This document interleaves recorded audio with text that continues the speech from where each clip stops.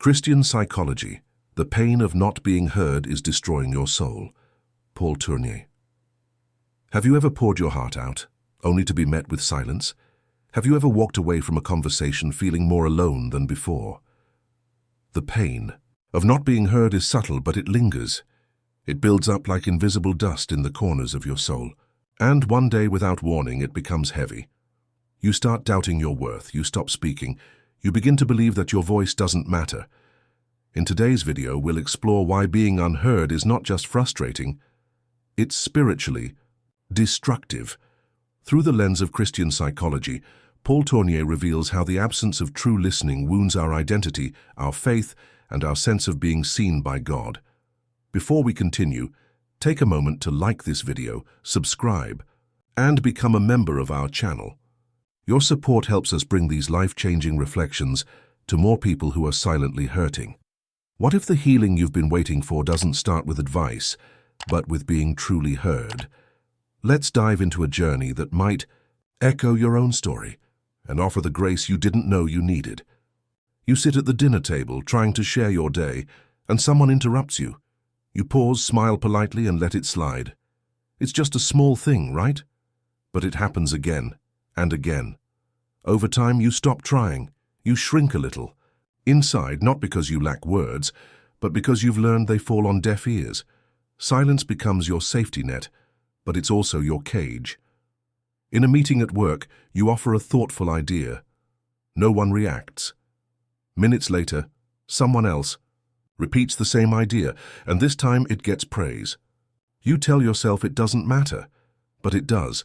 That sting in your chest isn't just pride, it's the ache of invisibility, of being present but unnoticed, of wondering if anyone sees the value in what you say. You confide in a friend, trembling, finally opening up about something deep. They respond with advice, or worse, with their own story. You nod, thank them, and never bring it up again. You didn't need a solution, you needed to be held in words, to be heard in your silence. But the moment passed, and so did a little part of your trust. Even in church, the place meant for soul. Restoration, you feel overlooked. The sermons are powerful, but no one notices the heaviness in your eyes. You raise your hand to serve, but no one follows up. You show up each Sunday, but your voice remains unheard. And slowly the sacred space feels distant, not because God is absent, but because the people meant to reflect His presence aren't really seeing you. In relationships, the gap grows wider. You try to communicate your needs, your dreams, your pain, but your words are met with defensiveness or brushed aside.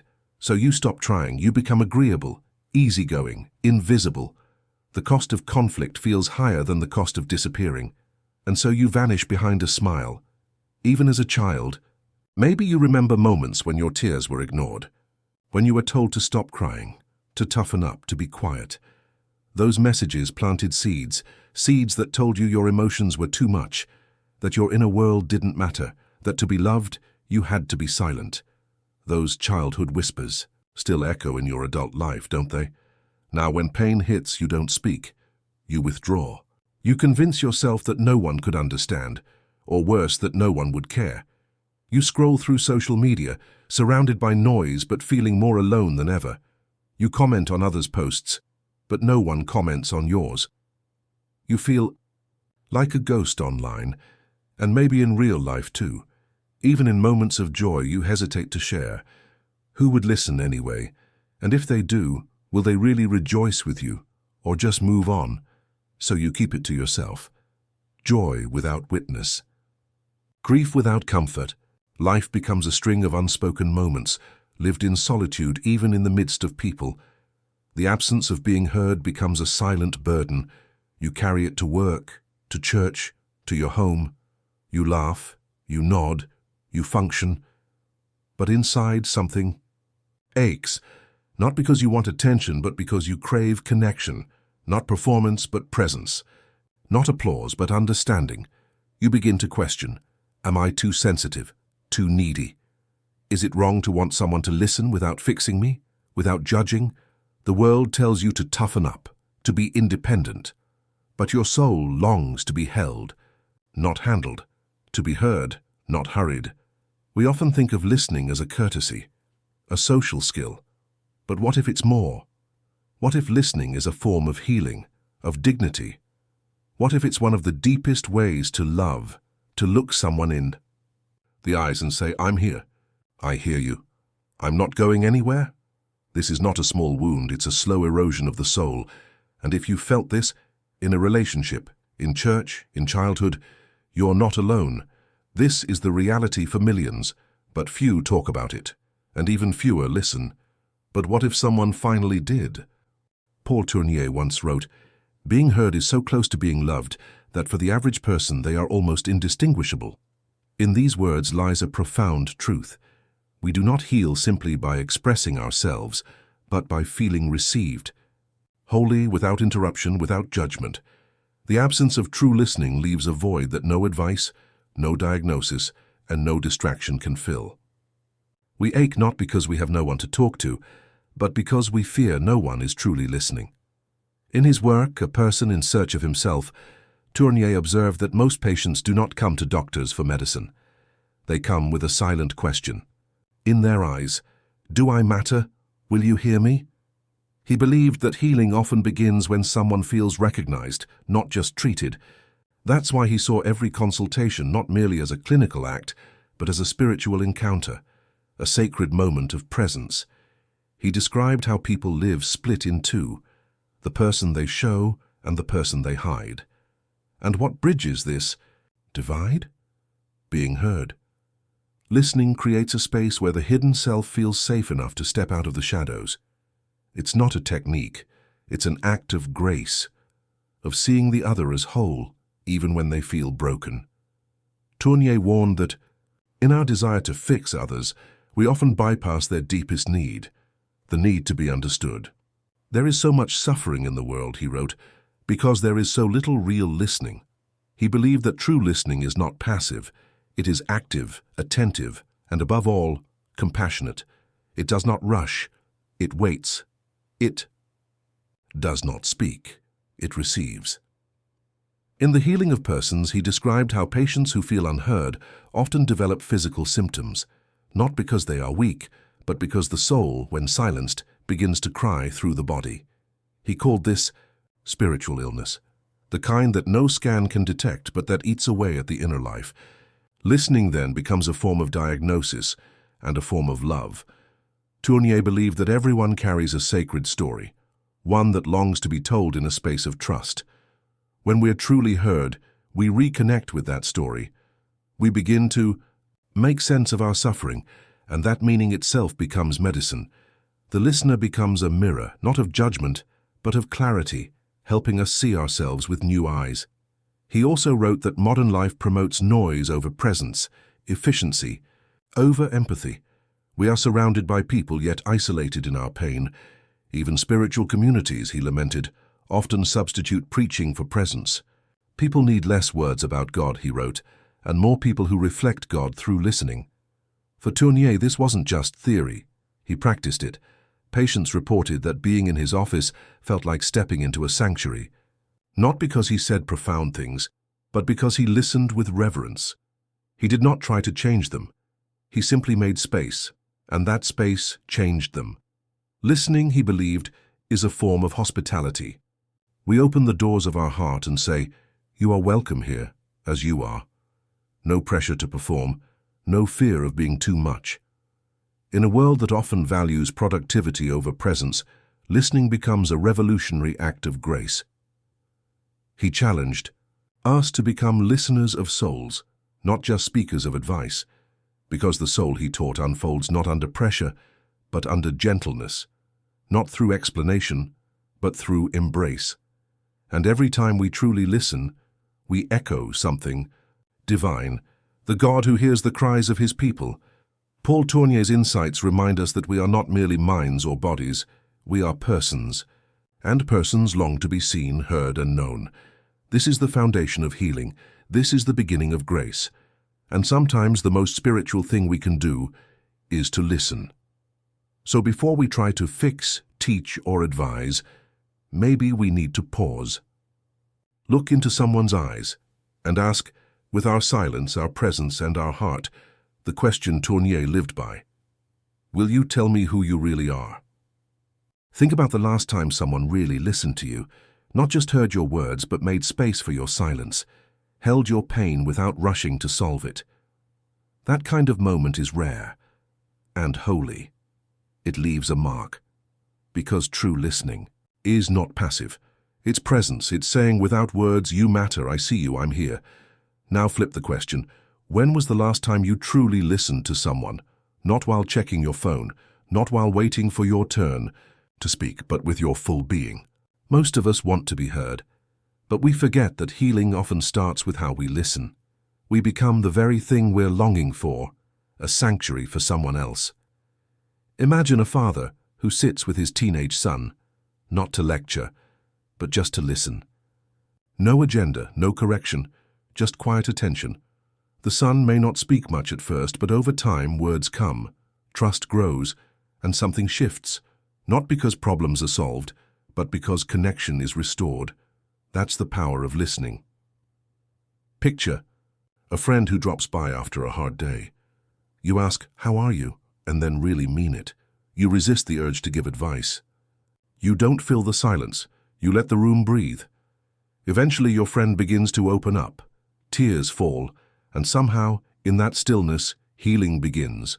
No therapy, no answers, just love, in the form of attention. In marriages, this kind of listening can be the turning point. Instead of defending or fixing, one spouse chooses to stay present, to ask, "Can you tell me more?" and to receive the answer with softness. Over time, emotional walls crumble, hearts meet again. Listening becomes intimacy, a spiritual bridge between two souls.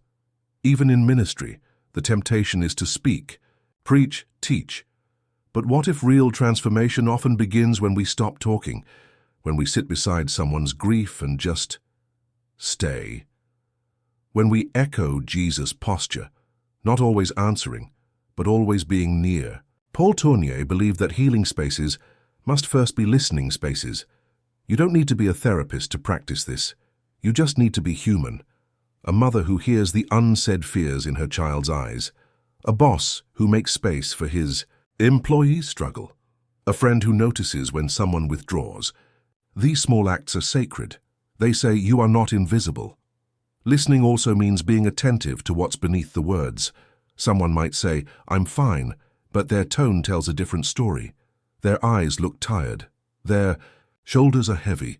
Real listening catches what the mouth cannot say. It asks gently, "Are you sure?" And it waits. And that waiting often unlocks the truth. It's not about perfection.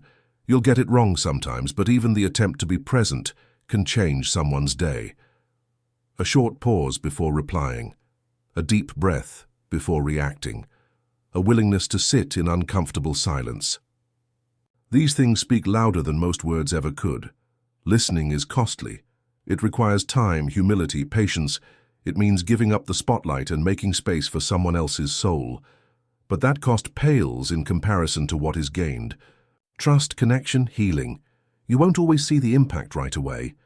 But your presence plants seeds. Tournie's vision wasn't just about emotional health. It was about becoming more human, more Christ-like.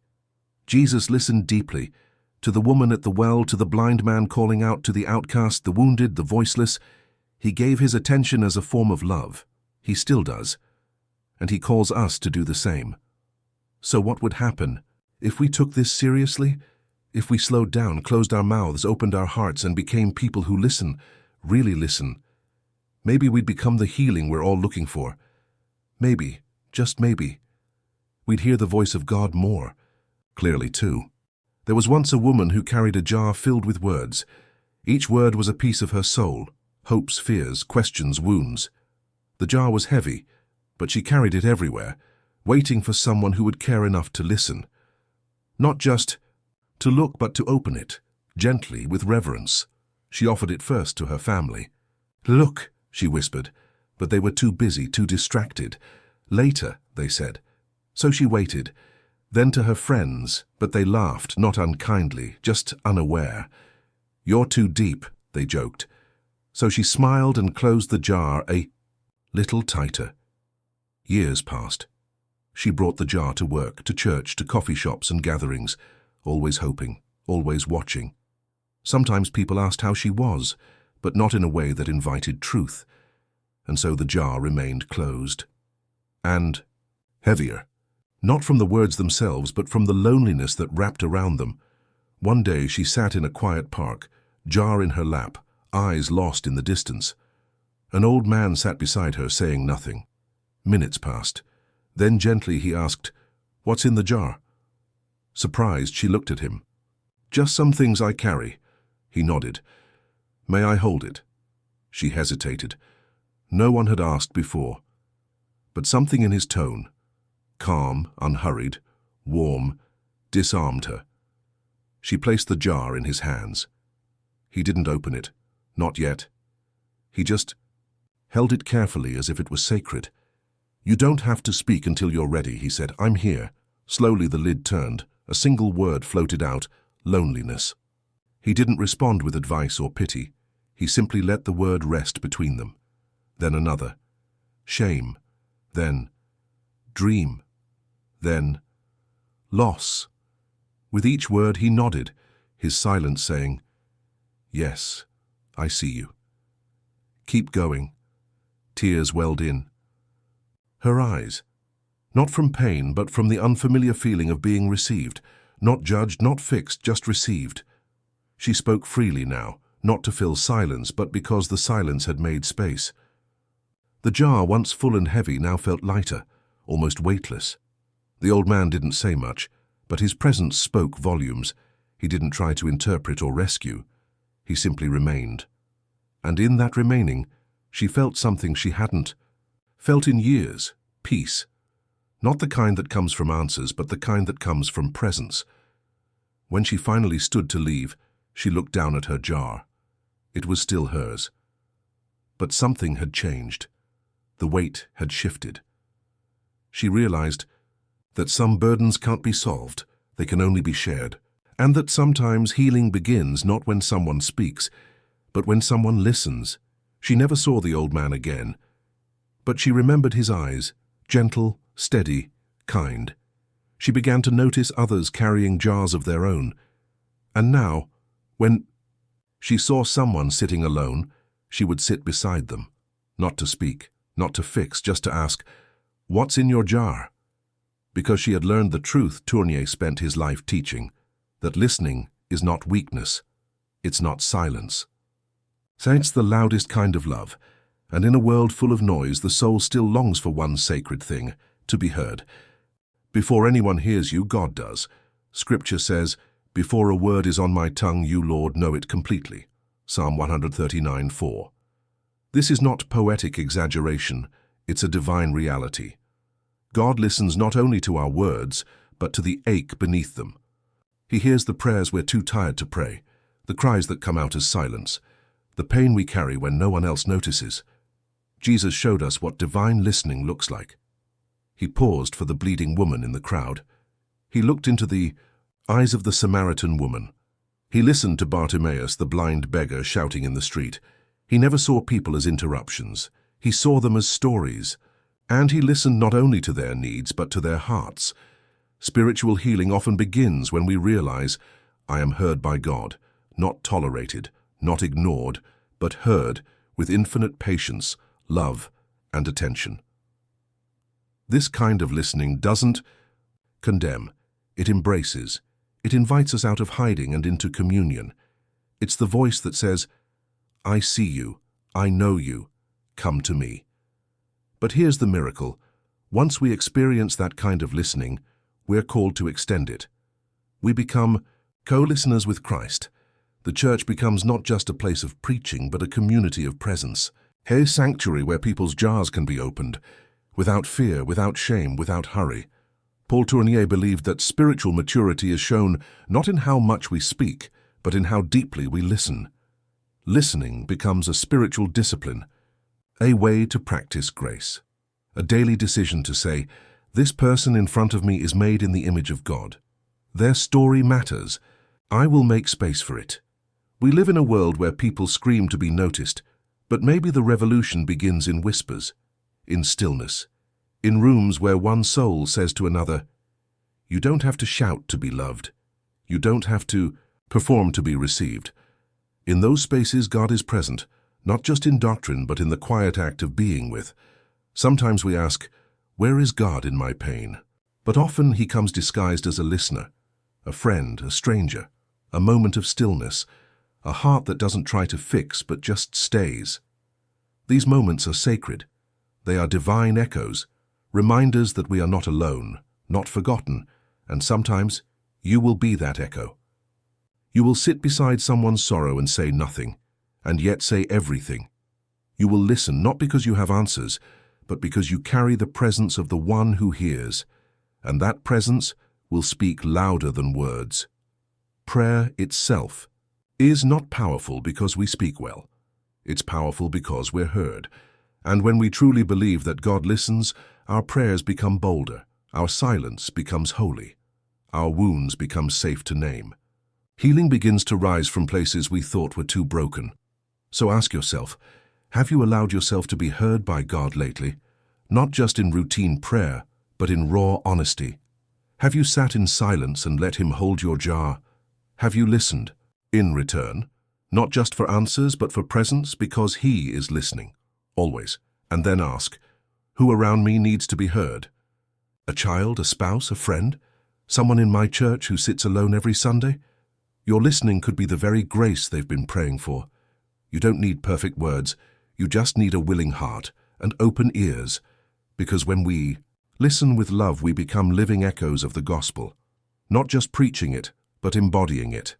And in a noisy world starving for attention, a listener becomes a miracle, a reflection of the God who hears, the God who stays, the God who heals.